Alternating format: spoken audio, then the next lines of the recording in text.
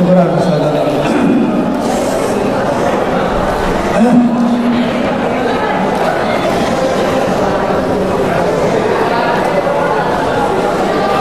Kayaknya segera ya, sambil minum ya. Kayaknya nyangkut ini. Bapak lagi minum nggak? Bapak lagi minum nggak? Sebagai bentuk solidaritas, minumannya ditaruh. Siap dimulai? Siap. Siap memperhatikan? Semakin fokus, semakin cepat. Lama fokusnya, lama selesainya. Cepat tidaknya selesai tergantung kalian. Sepakat? Assalamualaikum warahmatullahi wabarakatuh.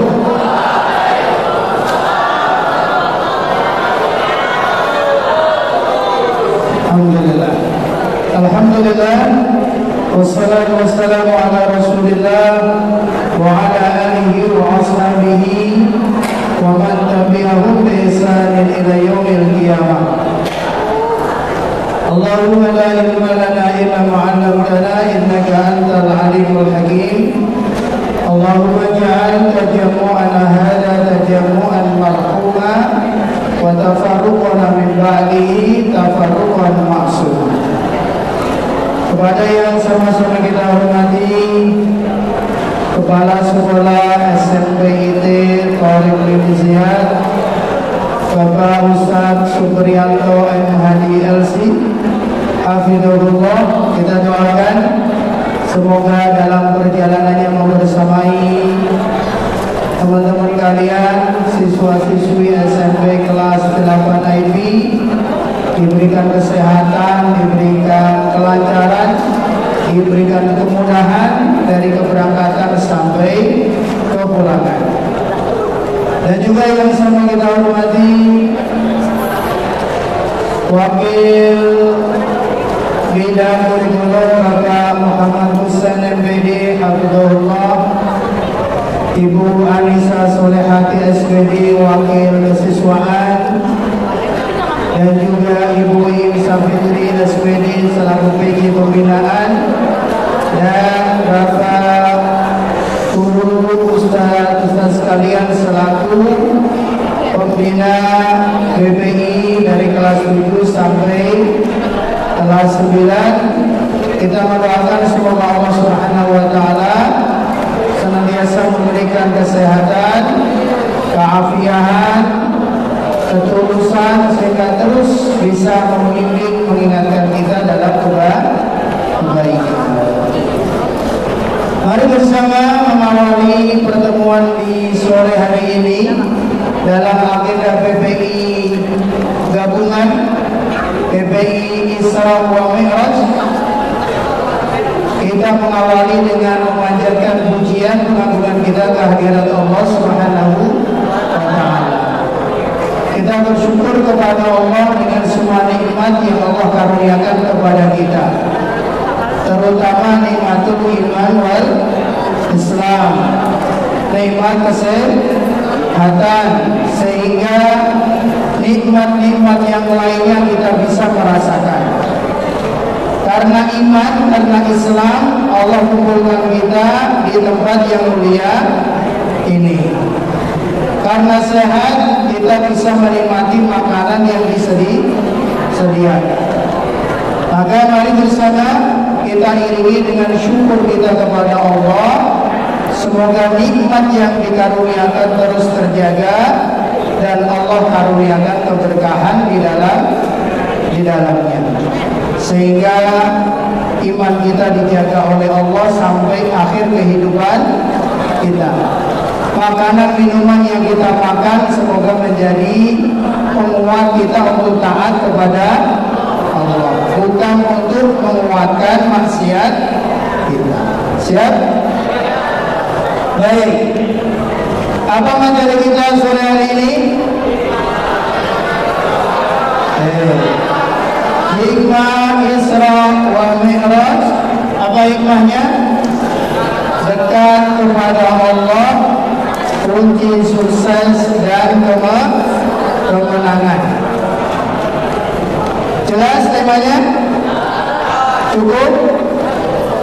Nurdin? Nah, apa makna hikmah Isra Mi'raj demikian banyak? Salah satu dari sekian banyak hikmah yang bisa kita ambil adalah dekat kepada Allah kunci sukses dan kemenangan. Nah, apa yang ingin kita dapat dari materi ini? Apa yang ingin kita dapat? Nah, yang pertama apa? Memahami dengan baik peristiwa Isra wa Mi'raj. Sudah paham semua tentang peristiwa Isra wa Mi'raj? Sudah? Alhamdulillah, berarti materi yang pertama sudah selesai. Sudah paham kan?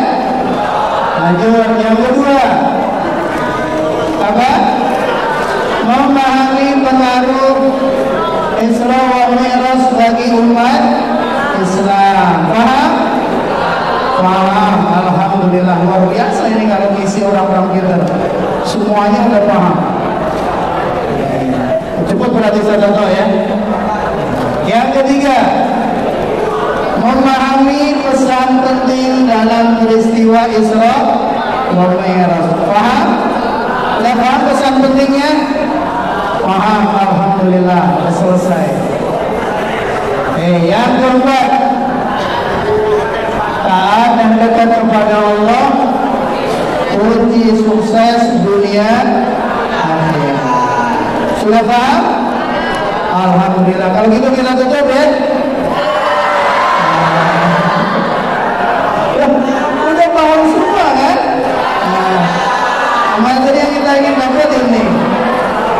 Memahami Isra Mi'raj sudah paham, pengaruhnya sudah paham, pesan pentingnya sudah paham, kemudian taat dan dekat kepada Allah untuk sukses sudah paham, ilmunya sudah didapat, tinggal diamalin.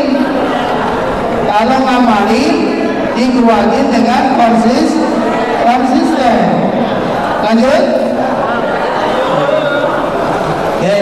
Sebelum mulai, jaga adab dalam majelis ilmu, dalam mencari ilmu agar duduk kita disertai oleh malaikat. Ada pahala yang besar. Adab yang pertama, jaga niatnya, ikhlas, bersemangat, terus bersegera, nunggu, nyatet, tenang, tidak sibuk diri sendiri, fokus, gak bersandar di dinding, jangan memotong pembicaraan, terus terakhir berterima kasih. Ini adab yang harus selalu kita jaga setiap kita menuntut ilmu dimanapun kita berada. Bisa dilakukan, terima kasih. Lanjut. Nah, mengingat kembali peristiwa Isra wa Mi'raj. Apa itu Isra wa Mi'raj? Ada yang tahu? Abias. Saya tahu, kasih. Begitu. Nah. Ya, silakan Abias.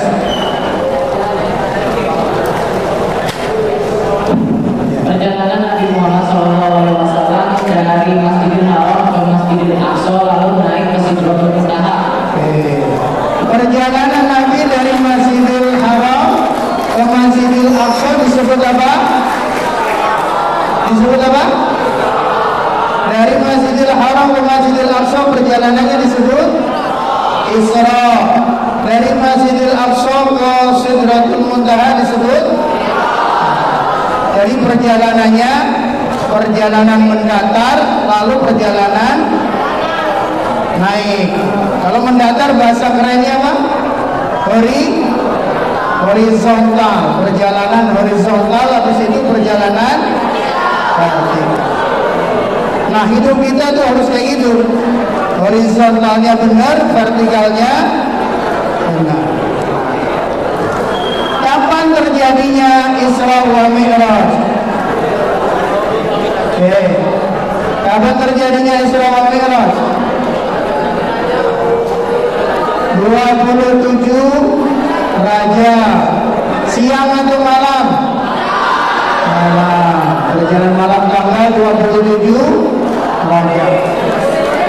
Kita lihat.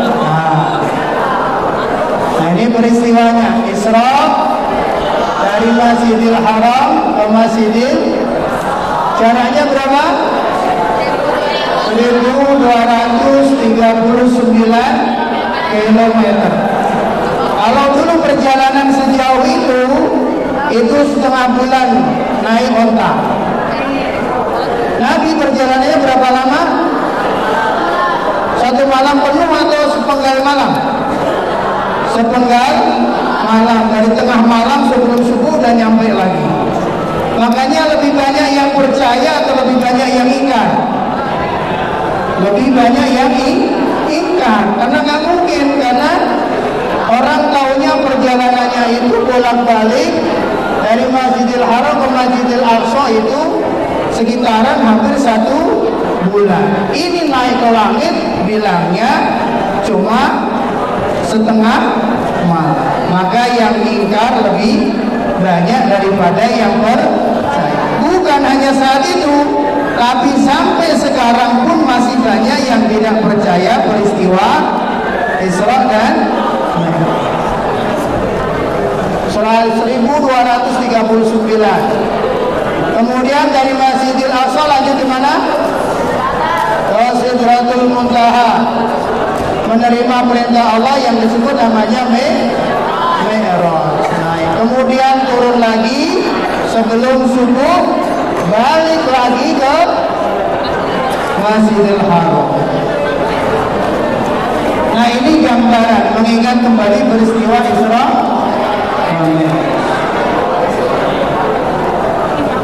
Karenanya peristiwa ini di luar nalar manusia, di luar pengetahuan manusia. Maka ketika Allah memberitahukan di surat apa? Surat Al-Isra ayat 1. Ayatnya diawali dengan kata apa? Subhana. Subhana artinya apa? Maha suci Allah. Kenapa diawali dengan kata Subhana? Maha suci Allah. Ada yang tahu jawabannya? Kenapa diawali dengan kata Subhana? Ketika Allah menceritakan tentang Isra wa Mi'raj, Allah mengawali dengan kata Subhana, Maha suci Allah. Kenapa? Ada yang tahu? Kelas 9. Adi. Ya. Kenapa diawali dengan kata Subhana? Adi berkacamata. Ya, kenapa nih? Kenapa ketika Allah menceritakan peristiwa Isra wa Mi'raj mengawali dengan kata Subhana?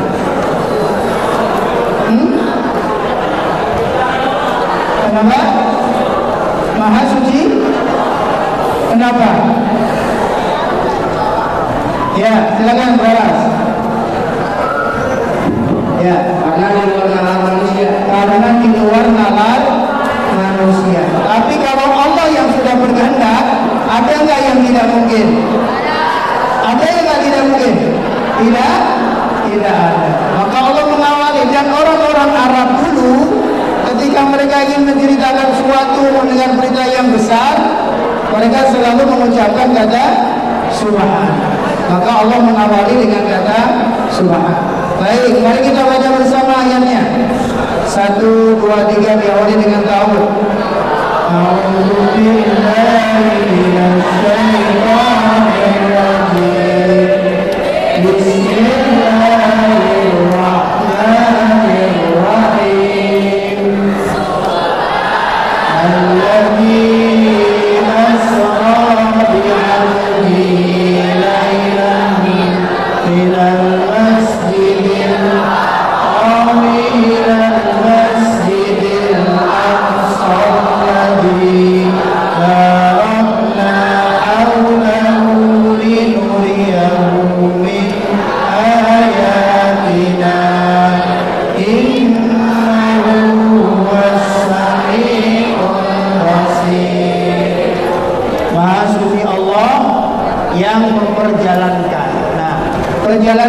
dalam peristiwa ini keinginan Nabi atau keinginan Allah?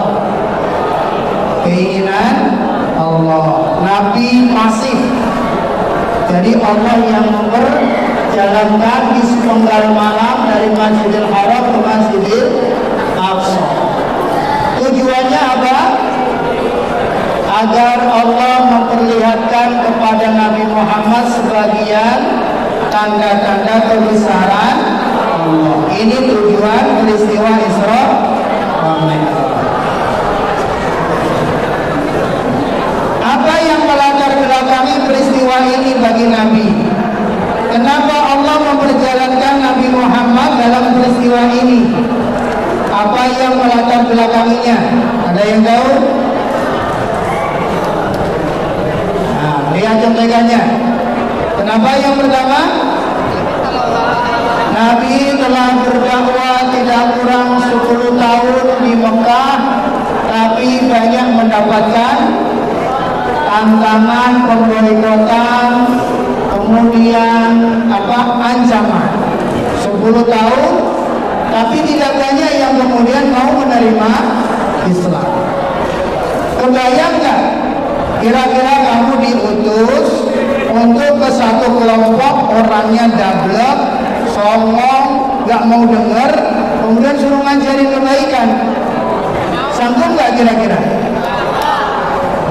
Seperti itu nabi-nabi dulu, ketika Allah utus di tengah umatnya, sehingga ada seorang penulis misi yang dibawa Nabi itu namanya Mission Impossible. Karena kaum yang dihadapi modelnya kayak gitu, kalian masih bagus-bagus, gitu kan? Maka Nabi berdakwah tidak kurang 10 tahun di Mekah, tapi lebih banyak yang menentang daripada yang menerima. Kemudian apa lagi alasannya? Abu Thalib itu siapa? Paman Nabi yang selama ini membela dan mendukung dakwah Nabi. Wafat, kemudian disusul istri tercinta Nabi namanya Ibunda Khadijah. Dua orang ini yang memberikan dukungan, memberikan support yang besar kepada Nabi. Yang selama ini orang-orang kafir sungkan kepada pamannya. Dua orang ini sudah meninggal, maka orang kafir mereka bebas untuk menyakiti Nabi Muhammad. Kemudian Nabi menyampaikan dakwanya di Taif di luar Mekah, tapi mengalami penolakan. Nabi dilempari batu sampai kakinya berdarah. Nabi merasa tidak ada lagi kekuatan yang mendukung dakwah Nabi Muhammad. Maka di tengah itu Allah memperjalankan untuk menegaskan bahwa sejatinya yang menjadi penolong Nabi Muhammad itu siapa? Allah Subhanahu wa ta'ala. Nah, ini gambaran komplek perjalanan Nabi Muhammad saat Islam. Ini apa namanya?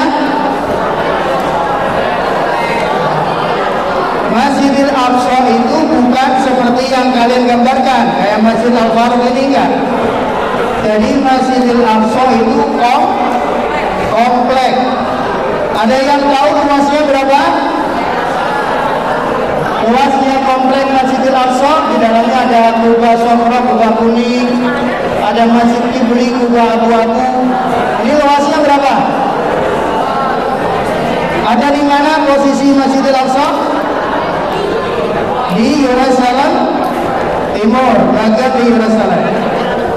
Berapa luasnya? Ada yang tahu? Luasnya 35 hektar.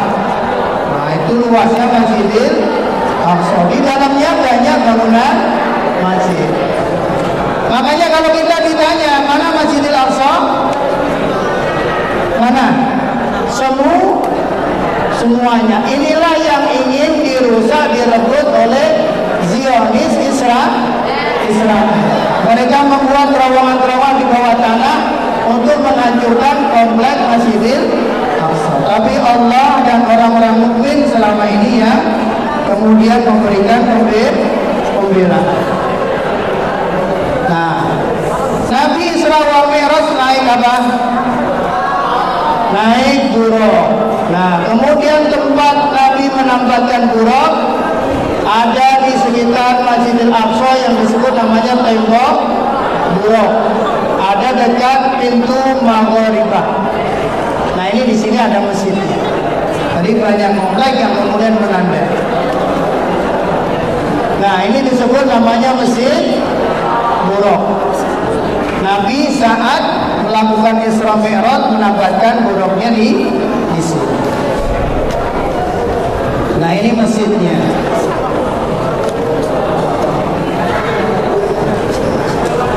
Apa hikmah yang bisa kita dapat perjalanan Nabi dari Masjidil Haram ke Masjidil Aqsa? Apa hikmahnya? Kenapa perjalanannya dari masjid ke masjid, bukan dari pasar ke pasar, bukan dari rumah ke rumah? Kenapa perjalanannya dari masjid ke masjid?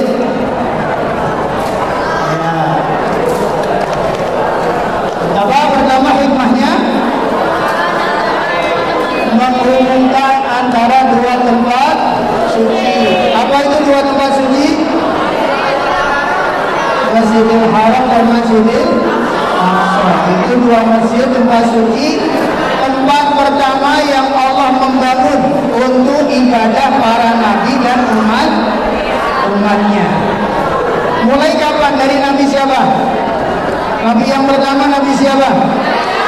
Nabi Adam alaihissalam sampai Nabi Muhammad. Menghubungkan bahwa tempat lahirnya Nabi di Masjidil Haram itu punya hubungan dengan tempat Masjidil Aqsa. Artinya apa? Agama Allah itu satu. Sama nggak agama Nabi Adam dengan agama Nabi Muhammad? Sama nggak agama Nabi Musa dengan agama Nabi Muhammad? Sama nggak agama Nabi Isa dengan agama Nabi Muhammad? Yaitu apa agamanya? Semuanya Islam. Maka tidak beda. Yang ketiga apa hikmahnya?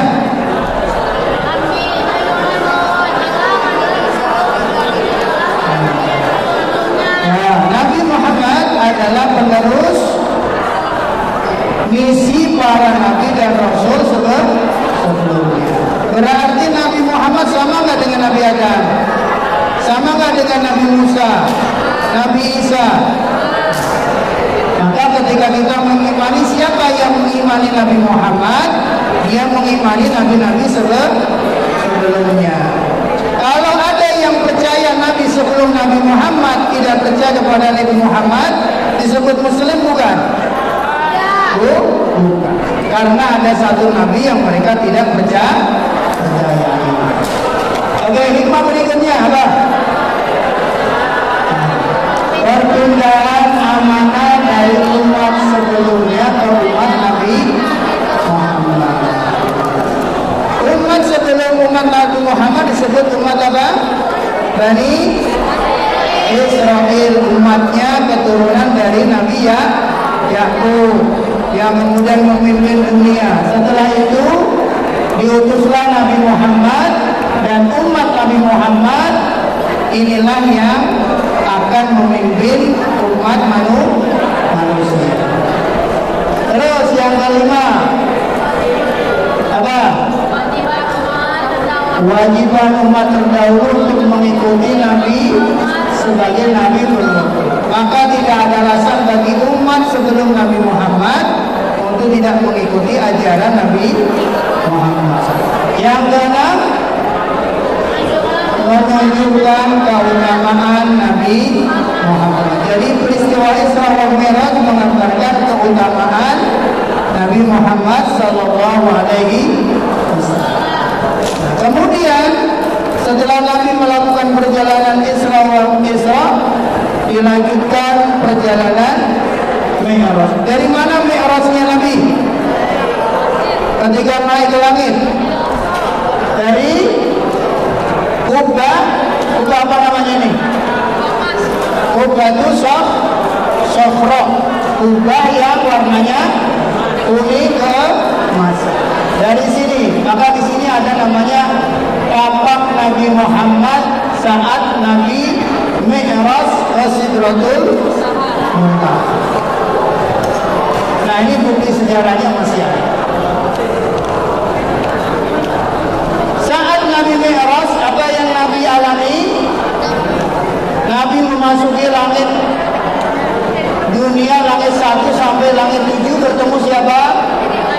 Nabi Adam di langit pertama. Langit kedua Nabi Isa, Nabi Yahya. Langit ketiga Nabi Yusuf. Langit keempat langit kelima Nabi Harun. Langit keenam langit ketujuh bertemu Nabi Ibrahim. Terus Nabi Ibrahim berada di tempat namanya Baitul Ma'mur. Nah, Baitul Ma'mur ini segaris lurus dengan Ka'bah yang ada di Masjidil Haram. Nah, itu Baitul Ma'mur. Tiap hari didatangi 70.000 malaikat untuk beribadah di dalamnya. Dan setelah itu tidak keluar lagi malaikat ketika sudah masuk di dalam. Nah, saat Mi'raj, apa oleh-oleh yang diperoleh oleh Nabi? Apa hadiah yang Allah berikan kepada Nabi Muhammad saat Mi'raj? Ada berapa hadiahnya? Yang pertama, diwajibkannya sholat. Yang kedua, dibutuhkan surat Al-Baqarah, yaitu apa bunyinya? Amanar Rasulullah dan la yukallifullahu nafsan. Yang ketiga,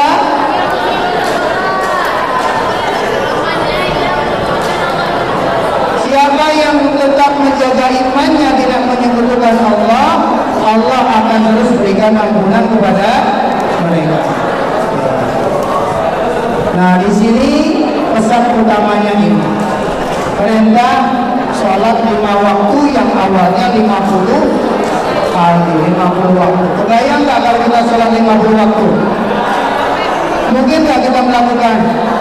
Nggak mungkin. Allah berikan keringanan. Maka satu kebaikan seorang muslim umat Nabi Muhammad dilipatkan jadi 10.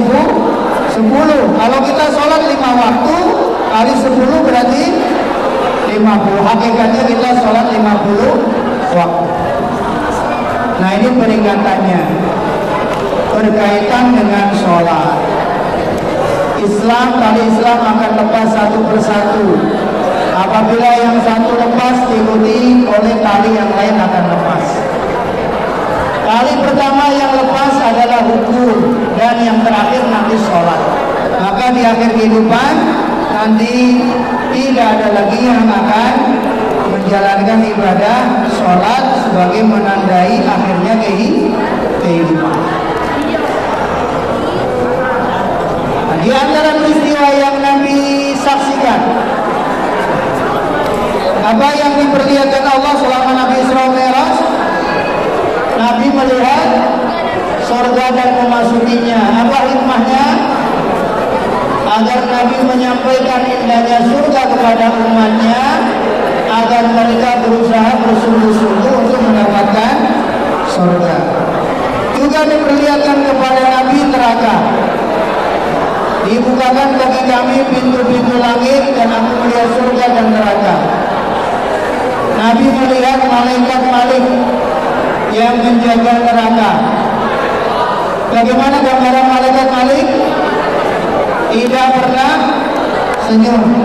Kalau Pak Yanto, Pak Suko yang jaga di depan, tiap hari kamu ketemu di kantor nggak pernah senyum, gimana rasanya? Ini penjaganya neraka nggak pernah senyum. Nah, apa hikmahnya? Untuk memberi peringatan kepada umatnya agar jangan sampai masuk ke dalam. Jangan sampai kita masuk ke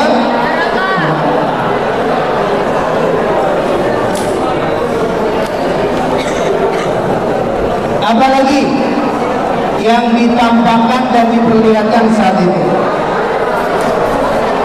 Ini diantaranya yang diperlihatkan kepada Nabi. Apa yang pertama? Mereka yang di dunia memakan harta secara zalim, terutama harta anak yatim, Allah perlihatkan. Kemudian apa lagi? Hukuman bagi pelaku zina dan sejenisnya. Apa lagi? Hukuman pemakan harta riba dan harta haram. Apa lagi? Hukuman tukang riba dan berkata kasar. Itu diperlihatkan lagi semuanya pada peristiwa. Dan yang terakhir, perlihatkan gagal fitnah ujian terberat bagi umat manusia. Nah, maka Nabi SAW menyampaikan, surga untuk yang mampu menjaga dua hal ini. Coba dibaca artinya.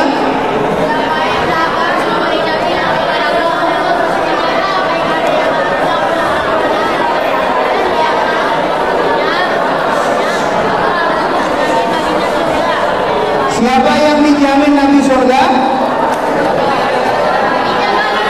Menjaga lisan dan kemalu. Menjaga lisan dari apa? Dari bohong, dari kata kasar, caci maki, memfitnah, riba.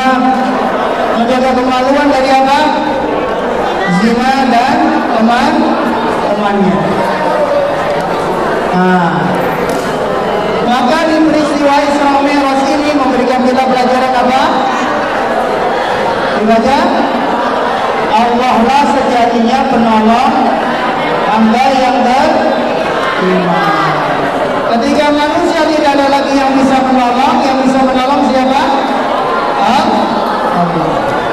Nah, bagaimana cara kita meraih pertolongan Allah sebagai orang beriman? Bagaimana caranya? Caranya ini. Baca ayatnya bersama 1, 2, 3.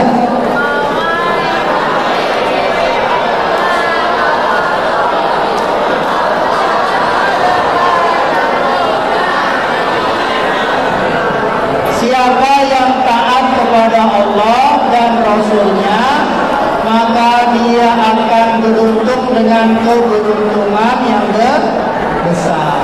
Berarti bagaimana cara meraih pertolongan Allah? Beriman kepada Allah dan Rasulnya. Taat dan dekat kepada Allah dan Rasul. Kuncinya ini. Yang ingin sukses, yang ingin menang, maka kuncinya taat dan dekat kepada Allah dan Rasul. Nah, caranya bagaimana untuk taat dan dekat kepada Allah? Nah, caranya bagaimana? Agar kita dekat kepada Allah dan Rasulnya sesuai dengan hikmah Isra Mi'raj. Apa yang pertama? Jaga sholat dimanapun, kapanpun, dan dalam kondisi apapun. Mereka yang melalaikan sholat, Allah berikan ancaman dalam surat Al-Muddatsir. Ada yang hafal? Diancam dengan neraka yang namanya Saqar. Hafal ayatnya? Masalakakum fi Saqar. Nanti mereka yang masuk di neraka Saqar ditanya, kenapa kalian bisa masuk ke neraka Saqar? Apa jawaban mereka? Qalu lam naku minal musallin. Ya Allah, dulu kami sering melalaikan sholat. Itu ancamannya. Mereka mengakui sadar kelalaian mereka di dunia nggak bisa diperbaiki lagi karena melalaikan sholatnya. Allah masukkan ke neraka Saqar. Maka untuk dekat kepada Allah caranya bagaimana? Jaga sholat dimanapun, kapanpun, dalam kondisi apapun. Bisa? Yang kedua apa? Hindari perilaku buruk yang merusak diri. Apa contohnya? Contoh pergaulan yang tidak. Kalau ingin sukses, apa lagi? berbakti kepada orang tua, bahagiakan, jangan bikin sedih. Ini kunci untuk dekat kepada Allah. Apa lagi?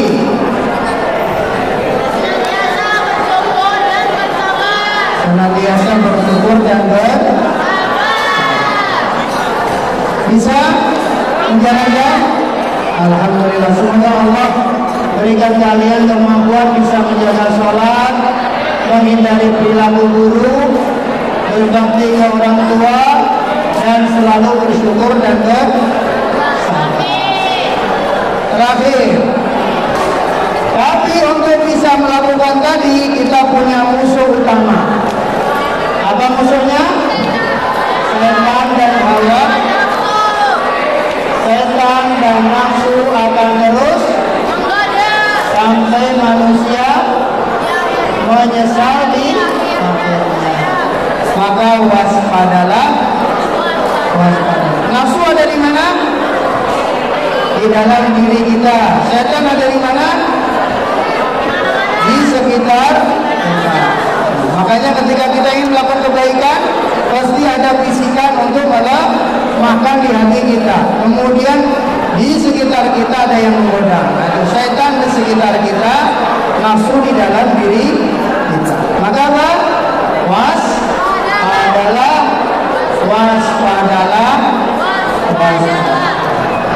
Jelas? Demikian yang bisa Bapak sampaikan dari hikmah Isra Mi'raj di kesempatan ini. Mari kita lebih dekat dengan Allah Subhanahu wa taala untuk meraih kemenangan dan kesuksesan. Dengan cara apa? Yang pertama, jaga sholat dimanapun, apapun, dalam kondisi apapun. Yang kedua, hindari perilaku buruk. Yang ketiga, berbakti kepada orang tua. Yang keempat, senantiasa bersyukur dan bersabar. Assalamualaikum warahmatullahi wabarakatuh. Waalaikumsalam warahmatullahi wabarakatuh.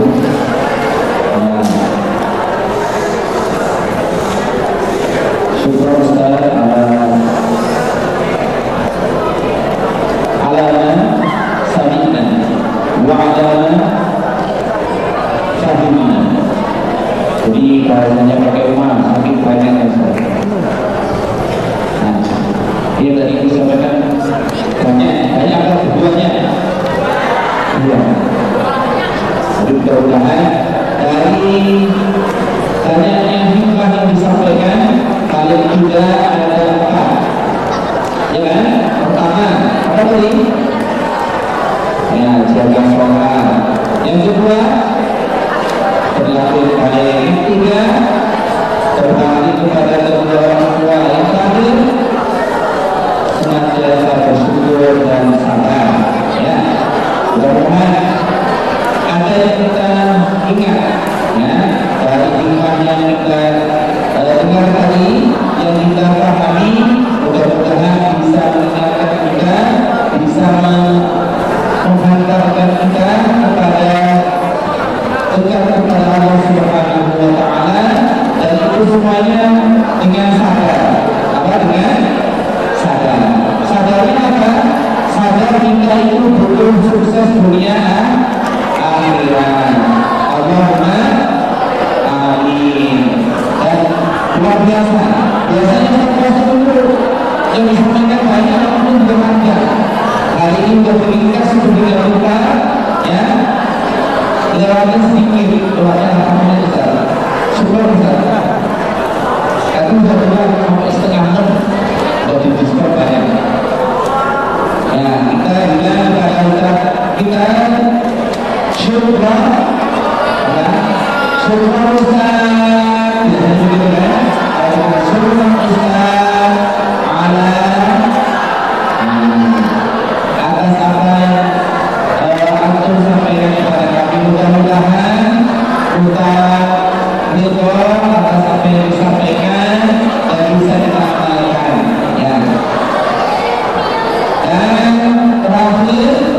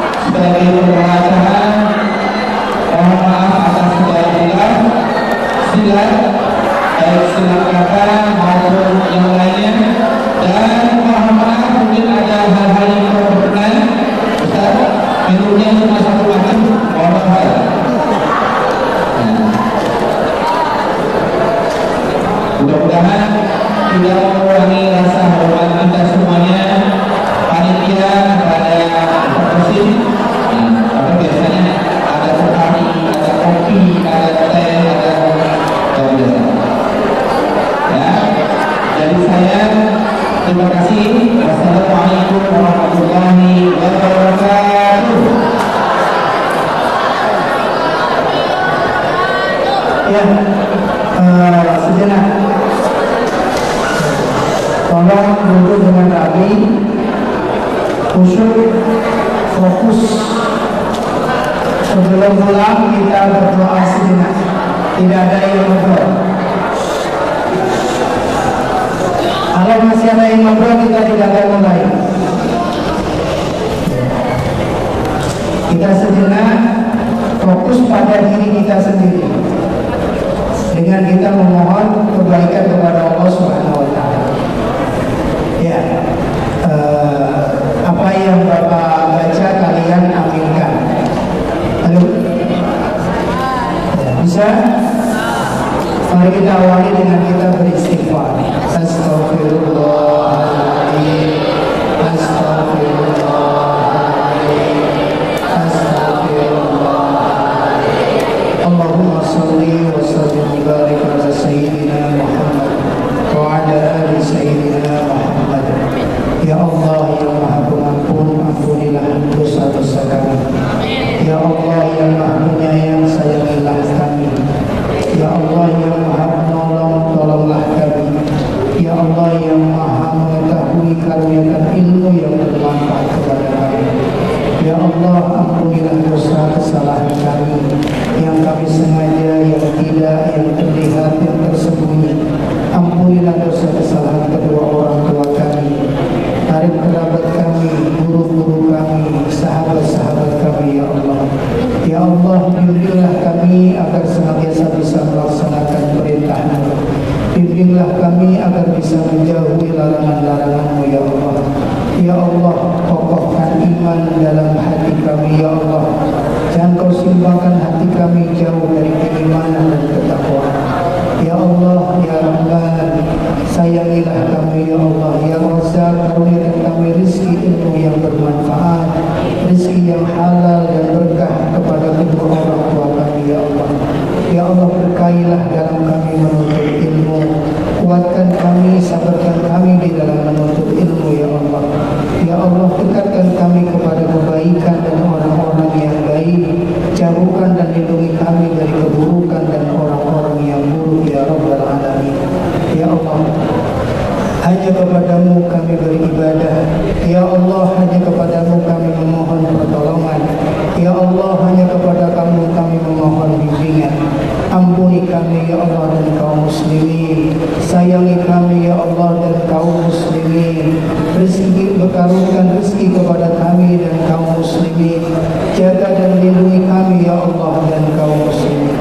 Allahumma inna nas'aluka ilman nafi'an wa 'amalan mutaqabbala wa rizqan halalan mubarakan. Rabbana taqabbal minna innaka antas samiul 'alim wa tub 'alaina innaka antat tawwabur rahim. Rabbana atina fid dunya hasanah wa fil akhirati hasanah wa qina 'adzabannar. Walhamdulillahi rabbil alamin. Kita tutup bersama dengan kafaratul majlis. Subhanallahumma wa bihamdika asyhadu an la ilaha illa anta astaghfiruka wa atubu ilaik.